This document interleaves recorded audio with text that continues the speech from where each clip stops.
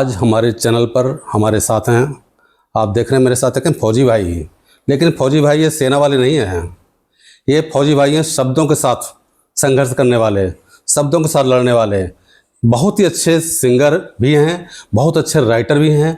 जाने कितने फिल्मों में आपने गाने दिए, लेकिन कुछ ऐसा रहा कि वो गाने इनके आपके नाम से नहीं आ पाए, ये अलग बात है। लेकिन आप उन सब जितने जो आजकल राइटर हैं फिल्म इंडस्ट्री में, उनसे भी कहीं बहुत अच्छे राइटर हैं। आपने हज़ारों की संख्या में और लगभग कम से कम 30,000 गाने आज तक लिखे हुए हैं और स्वयं कंपोजिंग की है। और आप कलाकारी नहीं, कला की खान हैं। आपका नाम है शानू भाई। शानू भाई, आपका बहुत बहुत स्वागत है हमारे इस चैनल पर। और हम जानना चाहेंगे आपके बारे में, आपका पूरा नाम क्या है शानू जी? जी, मेरा नाम मुन्ना शानू उर्फ शानू पेंटर है।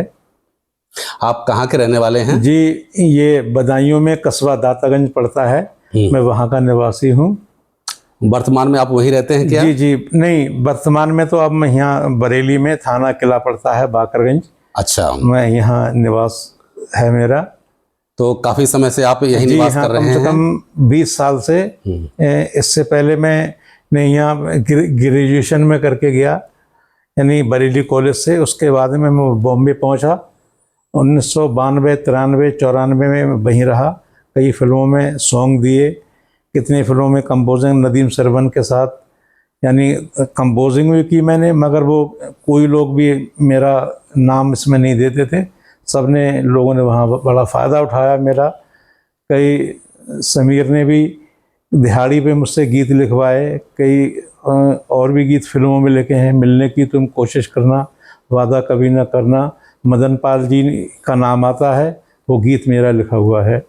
बहुत अच्छा, बहुत अच्छा, बहुत ही अच्छी आपने बात बताई कि वास्तव में कुछ मामले में कहा जाए तो फिल्म इंडस्ट्री को बदनाम इसलिए माना जाता है कि वास्तव में दूसरे की कला चुरा लेते हैं। ये सच्चाई है। जी जी जी जी भाई, होना ये चाहिए कि कला जिसकी है उसके नाम से रहे। बेशक बेशक। लेकिन उन लोगों की सोच कुछ इस मामले में अलग है।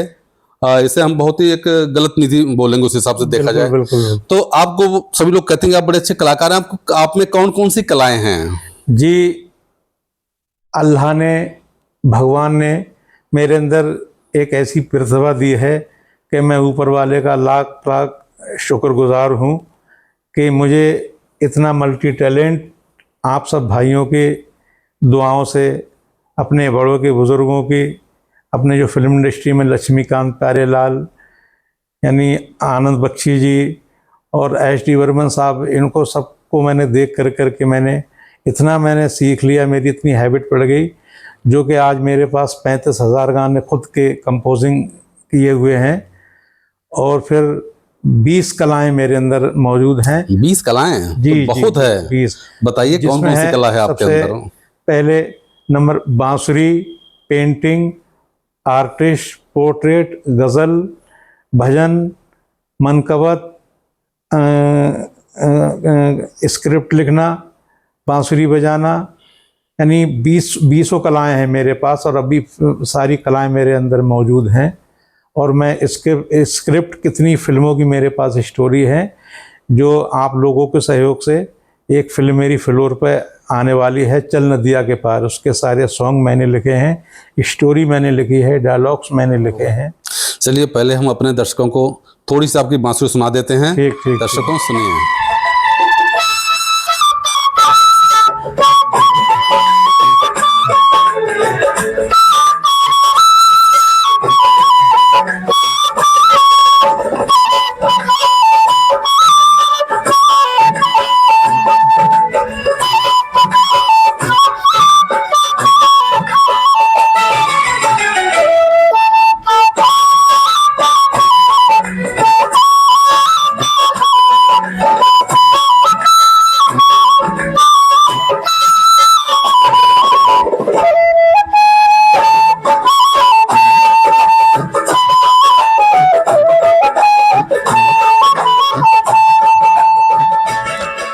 अच्छा, आप चित्रकारी किस प्रकार की चित्रकारी करते हैं? जी, मैं oil colour, all round oil colour, sketch painting और कैनवास पर और शीट आती हैं, उन पे मैं पेंटिंग करता हूँ।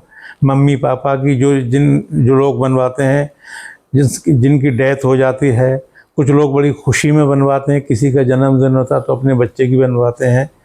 तो मैं बखूबी 20 साल से मैं यहाँ पर जितने भी बरेली में 20 साल में जितने भी कप्तान, बड़े बड़े अधिकारी, इंस्पेक्टर की रेंज के अधिकारी और आईजी, डीआईजी, यानी सभी की मैं पेंटिंग बना चुका हूँ। कुछ लोगों को छोड़ करके बाई चांस मैं कहीं ससुराल गया या किसी काम में बिजी था तो नहीं बना पाया। ना वैसे वो मुनीराज जी, जोगेंद्र सिंह सर जी और प्रकाश डी और क्या नाम है मुनीराज जी वगैरह वगैरह बहुत लोगों की पेंटिंग 18 साल से। और फिर सबसे बड़ी खुशी की सर ये बात है, मैं एक देश सेवा के तरफ से मैं पुलिस परिवार से मैं इतना लगाव में मुझे हुआ, तो मैं इसी खुशी में मैं किला थाना और हमारे सीओ द्वितीय के 3 थाने हैं, किला थाना, सीबीगंज और सुभाष नगर, इसमें मैं निःशुल्क यानी 20 साल से राइटिंग मैं करता हूँ। कभी जो मैंने निःशुल्क कभी मैंने पैसा नहीं लिया। और आप चाहें कभी भी मालूम कर सकते हैं किसी होमगार्ड की रेंज से लेके हमारे बड़े बड़े अधिकारियों से, जो इंस्पेक्टर रेंज सीओ साहब हैं। अभी मैंने फ़िलहाल में 4-5 दिन पहले मैंने श्री नितिन कुमार जी का मैंने नामकरण किया किले थाने में, सीओ द्वितीय का। अभी कल मैंने यानी अंजनी कुमार तिवारी सर जो हमारे सीओ द्वितीय थे, अब वो सीओ ट्रैफिक बन गए। उन्होंने अपने चाचा और अपने पापा की पेंटिंग दी, तो मैंने बखूबी इतनी बढ़िया पेंटिंग बनाई, देख करके सर ने गले लगा लिया और बहुत 5051 रुपये मुझे दिए इनाम के। उन्होंने पैसे नहीं लेता हूँ, मैंने कहा सर मैं पैसे के लिए मैं पेंटिंग नहीं करता हूँ, ना मैं बनाता हूँ। मगर उन्होंने कि नहीं शानू, जब मैं ये फ़ोटो देखूँगा कि जब मैंने ये फ्री बनवाया तो मुझे अच्छा नहीं लगेगा। तो उन्होंने अपनी मर्ज़ी से ही मुझे 5051 रुपये खुशी खुशी दिए। और वहाँ पुलिस लाइन में बड़ी भीड़ लग गई मेरी पेंटिंग देख करके, सभी मेरा ऑटोग्राफ वगैरह सब लेने लगे और बांसुरी वगैरह सुनने लगे कि शानू एक पेंटिंग हम भी बनवाएंगे। ये है सब ऊपर वाले की दया दृष्टि है और आप सब भाइयों का प्यार है जो कि आपका भाई यहाँ तक पहुँचा। जैसा कि आपने बताया कि आप बहुत अच्छे राइटर भी हैं और फिल्म इंडस्ट्री से जुड़े रहे हैं। जी ये किस समय की बात है, किस ईयर में आपने मुंबई जाना चालू किया और उनसे जुड़े, आप किस प्रकार से जुड़े आप फिल्म लाइन से? जी, मुझे शौक़ तो बचपन से ही था। मैं यानी किशोर कुमार मेरे फेवरेट सिंगर रहे हैं, तो मैं किशोर और ऊपर वाले ने ऐसा गला दिया कि रफ़ी साहब, मन्ना डे, HD बर्मन, किशोर कुमार, यानी कई लोगों की आवाज़ में हूबहू कॉलेज में अपने स्कूलों में तो मैं गाता था। तो जो किशोर के गीत हैं, जैसे मान लो थोड़ी सी आपको एक पंक्ति में किशोर की गा के बता जी रहा बिल्कुल बिल्कुल सुनना चाहूँगा।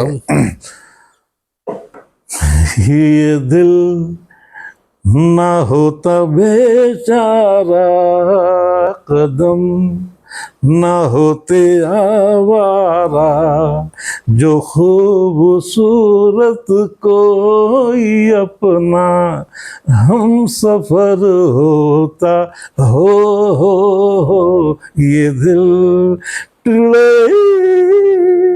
टिले टिले हरे माना। बहुत खूब बहुत खूब बहुत खूब है। तो किस साल में आपने जाना चालू किया था मुंबई? जी, मैंने 1992 में सर मैं पहली बार मैं बॉम्बे गया। 1992 में? 1992 उसी दौरान में ये फिल्म जान तेरे नाम और दिल क्या क्या कसूर कई फिल्म थी। तब वहाँ जान तेरे नाम का एक सॉन्ग था कि जिसमें वो गाना था, इन द मॉर्निंग है ख्यालों में चेहरा तेरा। तो इस गाने की कंपोजिंग नदीम शरवन ने खुद कहा, बोले आप शानू जरा टेबल बजाइए, मैं उदित नारायण को मैं प्रैक्टिस कराऊंगा। तो उदित नारायण साहब गा रहे थे और मैं मेज बजा कर के उन्हें प्रैक्टिस कराई। ये मेरा सौभाग्य है जो इतने बड़े सिंगर को मैंने मेज बजा कर के मैंने प्रैक्टिस कराई। उस टाइम पे उदित नारायण जी अपने बीवी के मकान में रहते थे, उनका अपना फ्लैट नहीं था।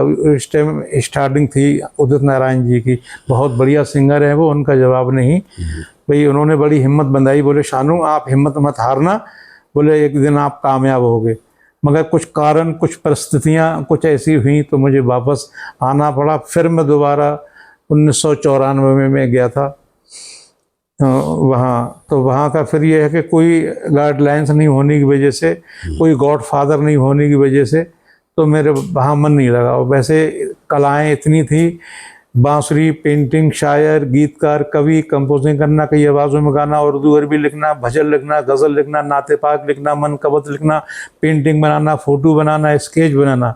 20 कलाओं के मारे बड़े लोग घबराते थे और जलते भी थे। मैंने सुनील दत्त जी ने नरगिस दत्त जी की पेंटिंग बनवाई थी और उनके रोड का नाम था पाली हिल बांद्रा, अजंता आर्ट्स।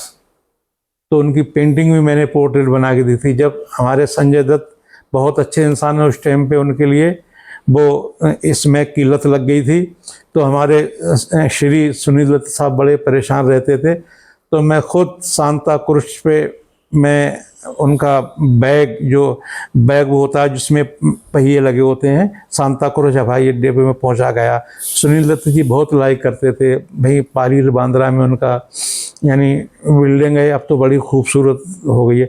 तब खून फिल्टर हुआ था हमारे संजय दत्त साहब का, जो उन्होंने इसमें की लत जो लगी थी। और वो भी बहुत बढ़िया इंसान है, नेक दिल दरिया दिल इंसान है संजय दत्त जी।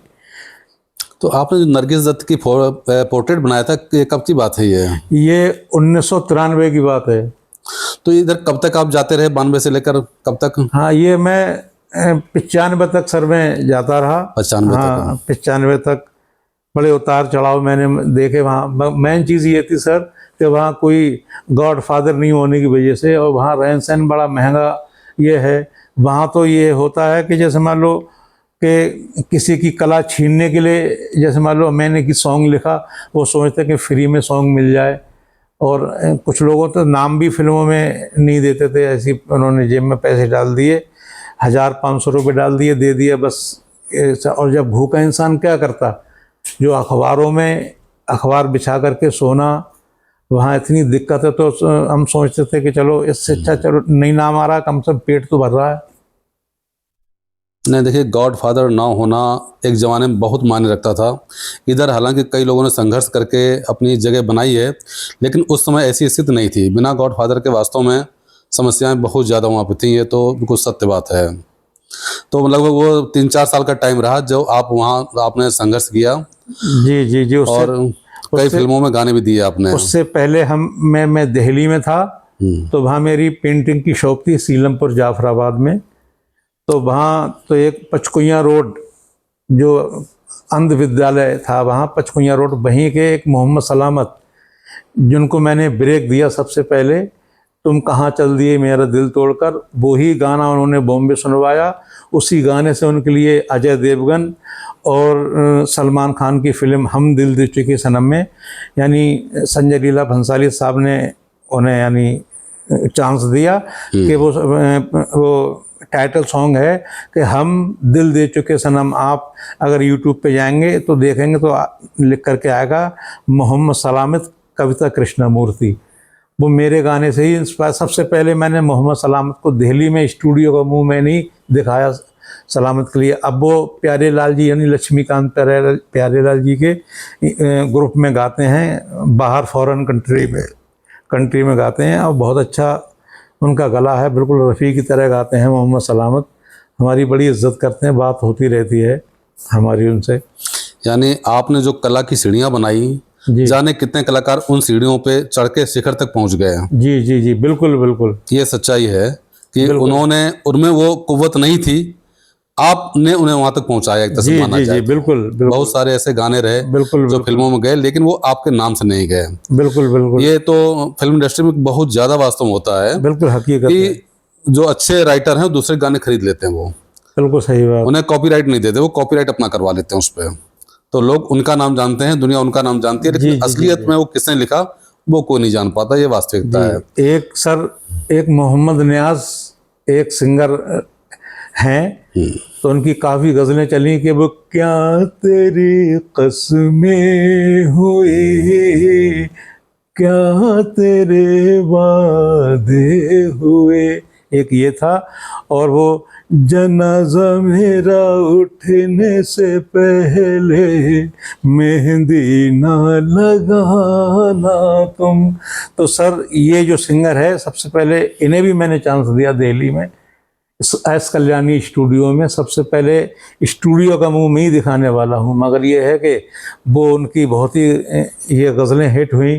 अब ये तो ये किस्मत का सर लेखा जोखा है, जो कि हम सही बात थोड़ा है। सा किसी कारण। वहाँ स्टूडियो किसका था दिल्ली में? स्टूडियो वहाँ बहुत है, एस कल्याणी स्टूडियो था, और मुझे तो वो मतलब किसी और चंदा के? वालों का स्टूडियो था, और वो शिवानी स्टूडियो। चंदा का भी काफी चला उसमें, हाँ, बहुत चंदा, चला है। और था पटपड़गंज में पांडव नगर में स्टूडियो है, नीलम स्टूडियो। ये बहुत स्टूडियो हैं, सभी बेचारे इज्जत करते थे हमारी। अच्छा, शायरी भी लिखते हैं आप? जी, हम शायरी भी लिखते हैं, गज़ल भी लिखते हैं। ऊपर वाले ने बहुत कुछ दिया है। शायरी का कोई नमूना अगर हाँ, दिखाना शायरी का चाहें ये तो नमूना बताइए। है कि शेर है, आ जा के वक्त कम है कहीं दम निकल ना जाए।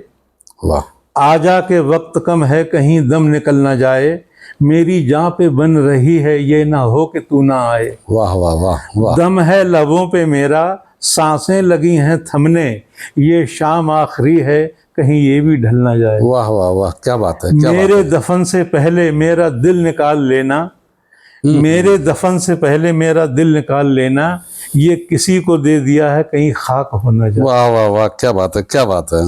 आपका जवाब नहीं, वास्तव में जवाब नहीं आपका। आपके शब्दों में इतनी वास्तव में ताकत है कि किसी के भी दिल को ये शब्द झकझोर सकते हैं। एक कई गज़लें सर, मैंने कहा नहीं, मेरे पास 35,000 गीत, गज़ल, सभी भजन सब सम्मिलित मुझे कम से कम 30-35,000 हैं। उसमें एक गज़ल बहुत अच्छी लोगों को लगती है कि मेहंदी तेरे हाथों में जो खून जिगर मेरा है, मेहंदी तेरे हाथों में जो खून जिगर मेरा है, मिला है मुझको कफन तुझको सुर्ख जोड़ा। वाह वाह, क्या बात है, क्या बात है। अच्छा, आप मिमिक्री भी करते हैं क्या? जी हाँ, कोशिश तो करता हूँ थोड़ा सा। अच्छा, किस किस की मिमिक्री की है आज तक? जैसे राजकुमार साहब हैं। हाँ, जाने हम आंखों से सुरमा नहीं चुराते, हम आंखें ही चुरा लेते हैं। लग रहा है राजकुमार साहब सामने बैठे, उन्हीं की आवाज आ रही है, वास्तव में ऐसा प्रतीत हो रहा है। तो और भी किसी की मिमिक्री है? हाँ, जैसे अमिताभ बच्चन है साहब। जैसे एक बार अमिताभ बच्चन साहब से भी मुलाकात हुई थी, मैं उनके साथ मैं कम से कम 4 दिन में लगातार रहा। जो लाल बादशाह की शूटिंग हुई थी, जब तो जयपुर में आमेर के किले से स्टार्टिंग हुई थी शूटिंग, और जो हवा महल के बराबर में सिटी पैलेस है, तो वो उनका एक गाना था, धन्नों की आंख शराबी रे हमका लागे। तभी वो उधर बिजी थे, तो इधर हम साइड में कुर्सी बैठे थे, तो हम वही गीत, यानी मैंने लाओ इनकी मिमिक्री की जाए थोड़ी सी। तो वो गीत था कि धन्नों की आंख शराबी रे हमका लागे, धन्नों की आंख शराबी रे हमका लागे। तो वहाँ उधर आवाज़ जा रही थी, तो वो उन्होंने कह दिया कि ये गाना तो अभी रिलीज नहीं, फिल्म नहीं, ये गाना कौन गा रहा है। तो उन्होंने देखा, तो उन्होंने, तो वो उधर मुस्कुरा रहे थे अमिताभ बच्चन जी। और फिर जयपुर से कम से कम 15 किलोमीटर है एक किन फन किंगडम, तो वहाँ पर ये जो अमिताभ बच्चन जो लाठी चलाते हैं, तो उसमें वहीं पर उस जगह पे हम केसी बोकाडिया, एक हमारे नरेश जैन थे जो पेन ऑडियो के यानी वो थे विक्रेता यानी कैसेटों के, तो उनकी ये फिल्म थी। तो उनकी, और कई बार तो यहाँ होली पे यहाँ हमारे अधिकारी लोग, यहाँ पुलिस अधिकारी लोग, वो कही के होरी खेले रघुबीरा बदमय, होरी खेले रघुबीरा, अरे होरी खेले रघुबीरा बदमय, होरी खेले रघुबीर, अब ये माइक वगैरह में सर जब हम गाएंगे तो थोड़ा थोड़ा वैसा ही लगेगा। हाँ, फर्क आएगा। अच्छा, जैसे आप म्यूजिक कंपोजिंग भी करते हैं, जी, कोई जी, जी। इंस्ट्रूमेंट पे करते हैं या ऐसे ही? मैं बांसुरी से कंपोजिंग करता हूँ। बांसुरी से जी, जी, कंपोजिंग। जी। जबकि सामान्यतः जो देखा जाता है म्यूजिक इंडस्ट्री में कि ज्यादातर लोग हारमोनियम पे कंपोजिंग हारमोनियम करते करते हैं हैं। मैक्सिमम। हाँ, आजकल कुछ लोग गिटार पे करने लगे जी, हैं, जी, जी, जी। लेकिन आप बांसुरी पर ही कंपोजिंग बांसुरी करते पे हैं। करते हैं, और फिर एक गॉड गिफ्ट ऐसा ऊपर वाले ने दिया है। हाँ। और सबसे पहले मैं आपको बताना चाहूँगा कि मेरे बांसुरी का कोई भी गुरु नहीं है पूरी दुनिया में। चारू जी, आप बांसुरी से इतनी अच्छी कंपोजिंग करते हैं, जी बांसुरी आखिर किसने कैसे सीखी आपने, किससे सिखाई आपको ये? जी, बांसुरी में मेले से खरीद के लाता था, तोड़ देता था, आती नहीं थी। तो मैं जब मेले दशहरे में बचपन में मैं मेला दशहरे में जाता था किसी भी मेले में, तो मुझे कृष्ण जी यानी बांसुरी का पोस्टर मुझे दिख जाता था। मैं बड़ा गौर से देखता रहता था, तो वही तन मन में वो बस गए, और उनकी बांसुरी की वो किस तरीके से पकड़े हुए हैं। तो इत्तफाकन एक बार सपने में कृष्ण जी यानी बरगद शायद था पीपल यानी कहीं, और निधि वन में ये मुझे सपने में यानी बांसुरी बजा रहे थे, तो और इशारा करके मेरी तरफ कर रहे हैं कि बजाओ। जब मैंने प्रैक्टिस की, अब जब मैं सुबह उठ के देखा, आप यकीन जानिए कि तो मेरे उंगली बखूबी चलने लगी। तो इतना कृष्ण जी का मेरे सर पे उनका हाथ रहा और उनकी कृपा रही। तो और वैसे कोई नहीं बता सकता कहीं से भी कि कोई हमारा बांसुरी को उस्ताद नहीं है, कृष्ण जी ही मेरे गुरु और मेरे उस्ताद हैं। वैसे तो हम मोमडन हैं, हम अपने हुजूर को भी बहुत मानते हैं, अपने राम को भी बहुत मानते हैं, कृष्ण जी को। हम हिंदुस्तान में रहते हैं, हमारे दिल में कोई फ़र्क नहीं है। अभी हमने मेरे राम मंदिर का उद्घाटन होने वाला है।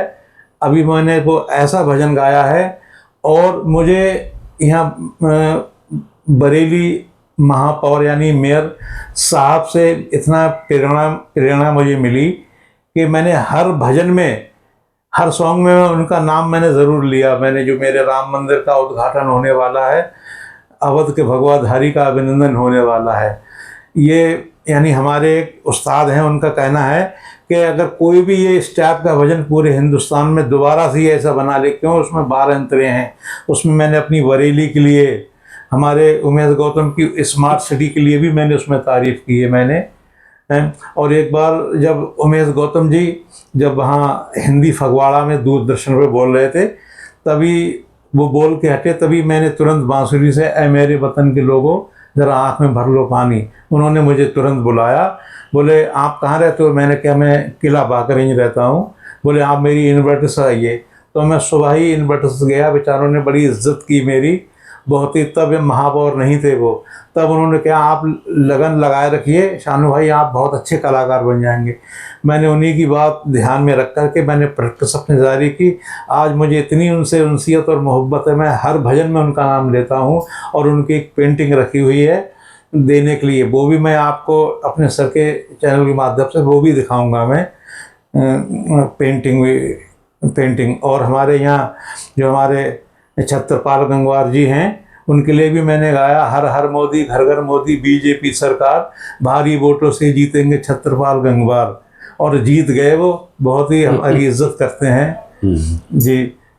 हमें आपकी एक बात बड़ी अच्छी लगी, आपने जो बताया कि आपको सपने में कृष्ण भगवान दिखाई पड़े और उन्होंने बांसुरी का ज्ञान आपको दिया। जी जी जी जी। और आपने बताया कि आप मोमडन हैं। एक बात बड़ी हमें खास लगी जी, जो हम दुनिया वालों को बताना चाहेंगे कि जाति धर्म की दीवारें इस दुनिया में हैं, बिल्कुल, लेकिन बिल्कुल, ऊपर वाले क्या नहीं है, ये बिल्कुल सच्चाई है वास्तव में। बिल्कुल ये सिर्फ यहीं तक सीमित है, ये बहुत बड़ी बात है। बिल्कुल ऊपर की दुनिया में ना जाति होती है ना धर्म होता है, बिल्कुल वहाँ बेशक ईश्वर एक है, वो किसी भी रूप में हो। ये बहुत बड़ी बात आपने कही, वास्तव में बहुत बड़ी बात कही है।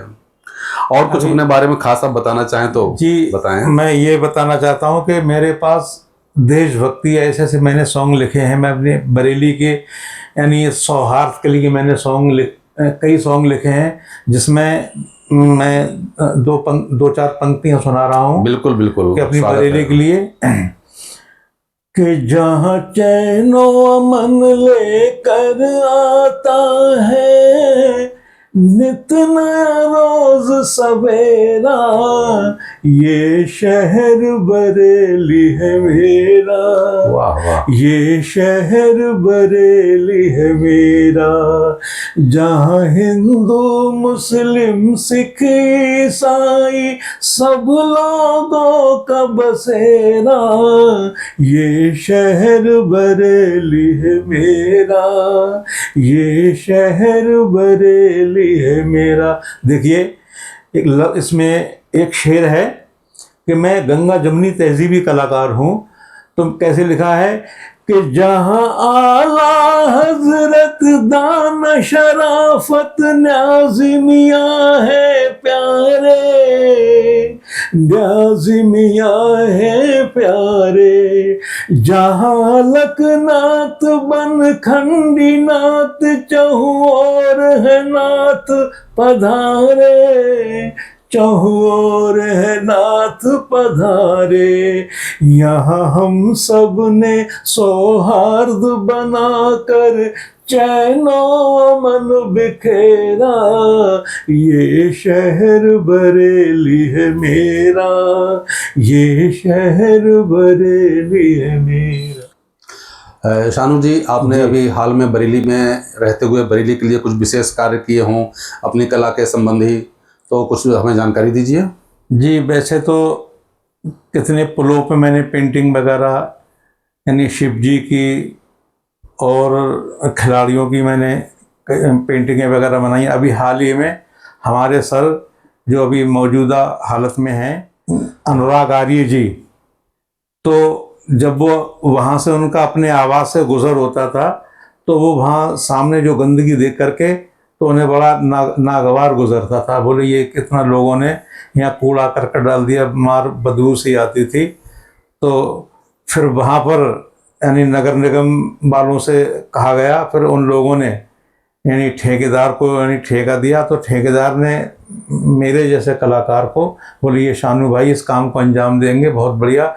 तो मैंने उनके आवास के सामने जहाँ हमारे एसएसपी साहब का गुजर होता है, वहीं पर टायरों पे पेंटिंग, लैंडस्केप यानी टायरों पे पिलाई लगा करके लैंडस्केप, बोतलों की पेंटिंग वगैरह, और टायरों पे मैंने यानी कार्टून्स वगैरह बनाए हैं जो हमारे कप्तान सर के लिए बहुत ही पसंद आए हैं।